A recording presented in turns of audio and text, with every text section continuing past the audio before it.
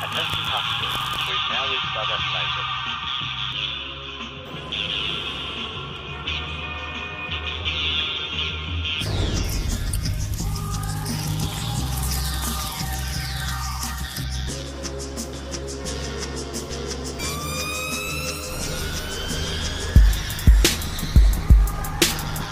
Bangkok is a vibrant city and capital of Thailand.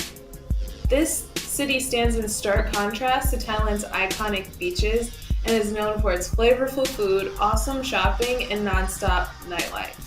We stayed in Bangkok for a few days and definitely wanted to make the most of our trip, so we decided to put together this short travel guide for you guys, just in case you find yourself in the same predicament.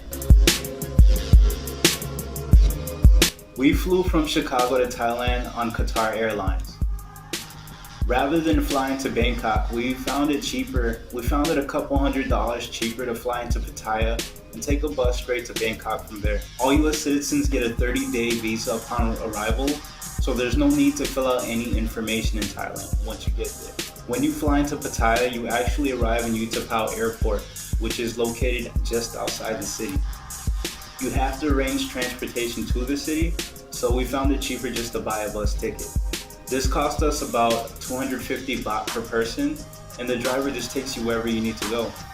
We were dropped off on the side of the road at a small bus stop, and the bus to Bangkok costs about 150 baht per person.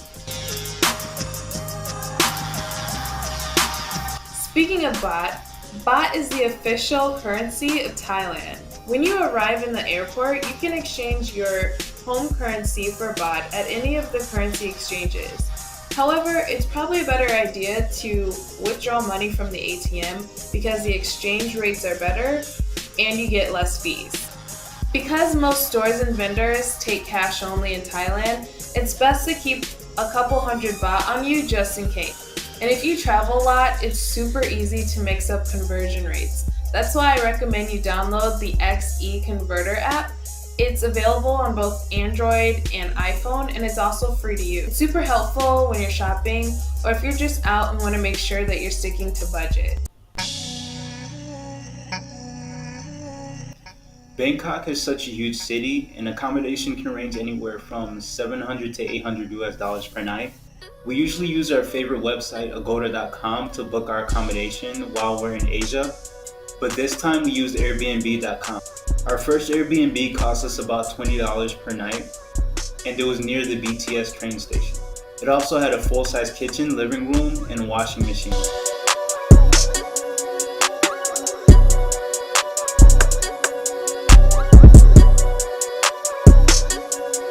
Our second Airbnb was about $23 per night, and it was located near the MRT train station.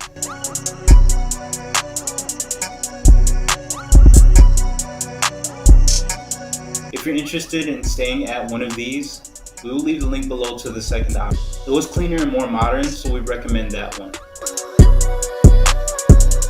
To get around Bangkok, we suggest you avoid taxis as much as possible. They're usually more expensive and some may even try to scam you. If you have to take a taxi, make sure you agree to a meter price with the driver. Some drivers will insist that you take a set price, but under no circumstances should you agree because 9 times out of 10, their set price will be so much more expensive than a meter rate. One of the great things about Bangkok is their public transportation system.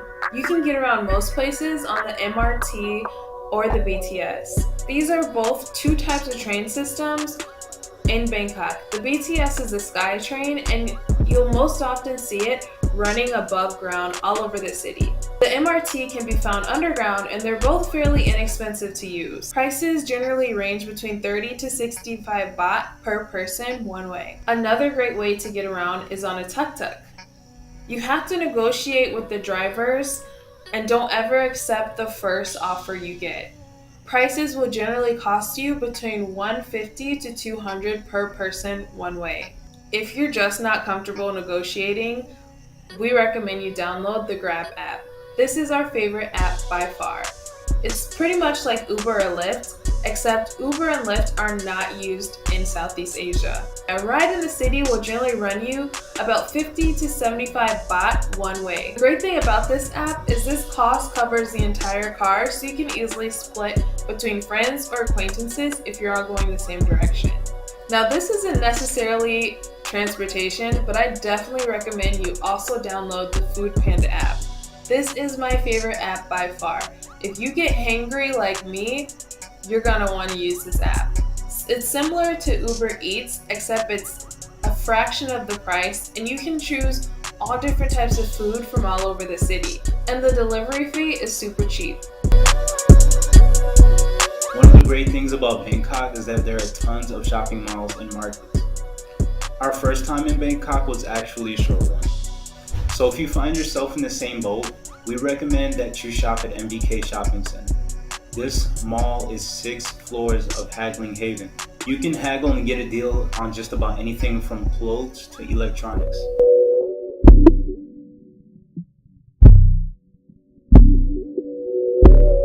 Bangkok's nightlife is one of the best.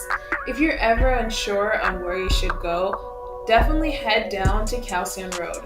This is a tourist hotspot and has something for everyone. From awesome street food to late night shopping and non-stop party bars and restaurants, you can please just about anyone. We even found gorgeous artwork, foot massage stalls, and awesome travel gear, so it's definitely worth visiting. These are just a few of the things we did on our first visit to Bangkok, but we definitely came back more than once. If you're looking for a more in-detail guide, visit our link below on our website, and we have a complete travel guide to Bangkok.